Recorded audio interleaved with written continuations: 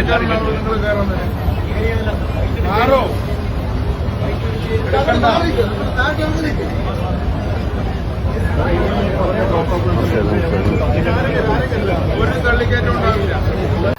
ദൃശ്യങ്ങൾ, രണ്ടും നടന്നത് തിരുവനന്തപുരത്ത് തന്നെയാണ്.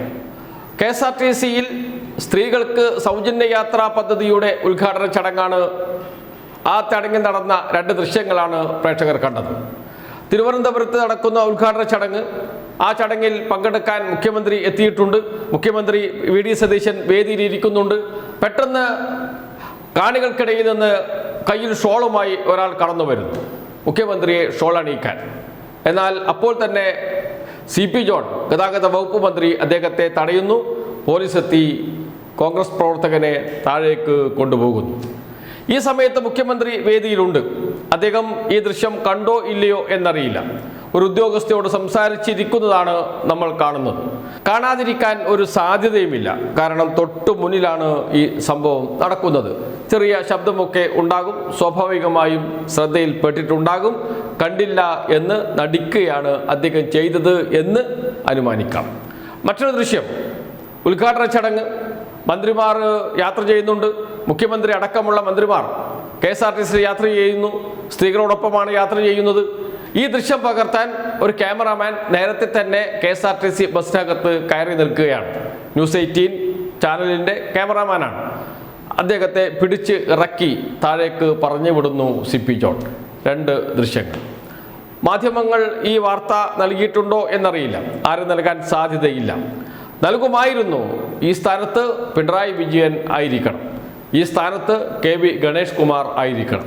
ഇന്നത്തെ ഏറ്റവും വലിയ ചർച്ചയും വാർത്തയും അതാകുമായിരുന്നു. കാരണം പിണറായി വിജയൻ വേദിയിലിരിക്കുന്നു, അദ്ദേഹത്തിന് ഷോളണിയിക്കാൻ ഒരു CPIM പ്രവർത്തകൻ ഓടി വരുന്നു, തടയുന്നു മന്ത്രി.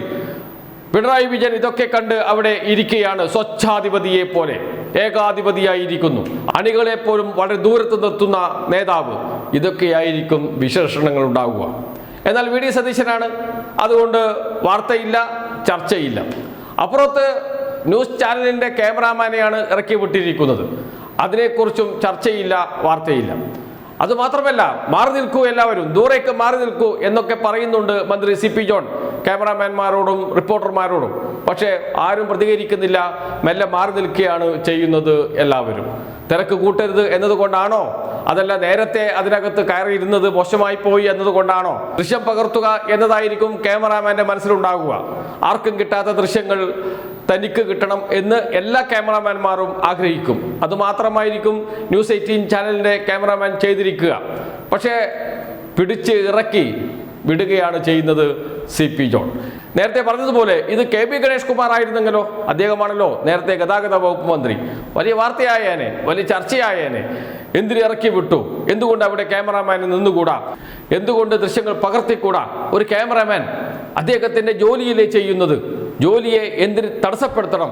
ഇതൊക്കെയായിരിക്കും കേരളത്തിലെ മാധ്യമങ്ങളിൽ വരാൻ സാധ്യതയുള്ള വാക്കുകളും മാധ്യമപ്രവർത്തകരുടെ ചർച്ചകളും. പക്ഷേ ഇവിടെ VD സതീശനും അതേപോലെ തന്നെ CP ജോണും ആയതുകൊണ്ട്, അതിനപ്പുറത്ത് UDFൻ്റെ മുഖ്യമന്ത്രിയും UDFൻ്റെ മന്ത്രിയുമായതുകൊണ്ട് നമ്മുടെ പ്രമുഖ മാധ്യമങ്ങളൊന്നും ആ ഭാഗത്തേക്ക് നോക്കില്ല.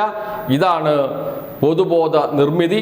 കേരളത്തിലെ മാധ്യമങ്ങൾ എങ്ങനെയാണ് LDFനെ, പിണറായി വിജയനെ ഏറ്റവും മോശപ്പെട്ട വ്യക്തിയും മോശപ്പെട്ട ഭരണവുമാണ് നടക്കുന്നത് എന്ന് വരുത്തി തീർക്കാൻ ശ്രമിച്ചത്, അതിൻ്റെ ഒരു ഉദാഹരണം, താരതമ്യം മാത്രമാണ് ഈ ദൃശ്യങ്ങൾ നമ്മോട് പറയുന്നത്.